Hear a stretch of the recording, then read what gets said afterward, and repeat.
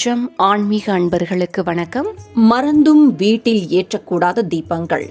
நம்முடைய வீட்டில் தினமும் தீபம் ஏற்றி வழிபாடு செய்வோம். ஆனால் மறந்தும் நாம் வீட்டில் ஏற்றக்கூடாத தீபங்கள் உள்ளன. அதை செய்ய நாம் எதிர்மறை சக்தியால் சூழப்படுவோமாம்.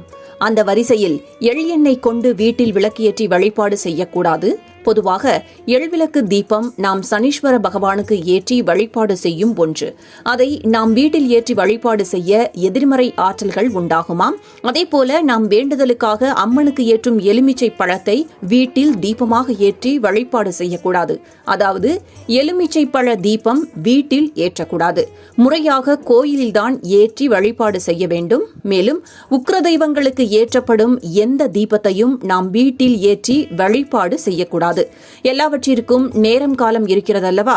அதற்கு ஏற்ப நாம் வேண்டுதல் வைத்து பரிகாரம் செய்தால்தான் முழு பலனையும் அடைய முடியும். இன்னும் சிலர் வீட்டில் எண்ணெய் தீர்ந்து திரி கருகி போகும் அளவிற்கு விளக்கை விட்டு விடுவார்கள்.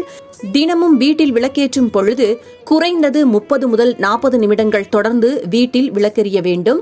அப்பொழுதுதான் விளக்கேற்றிய முழு பலனை பெற முடியும். ஒரு சிலர் குறைந்த அளவை விளக்கை எரிய விடுவார்கள். அவ்வாறு செய்யும் பொழுது நாம் விளக்கேற்றிய பலனை முழுமையாக பெற முடியாமல் போகும் என்கிறார்கள் பெரியோர்கள். அதனால் இனி விளக்கேற்றும் பொழுது குறைந்தது 30 முதல் 40 நிமிடங்கள் தொடர்ந்து அந்த விளக்கு எரியுமாறு பார்த்துக் கொள்ள வேண்டும்.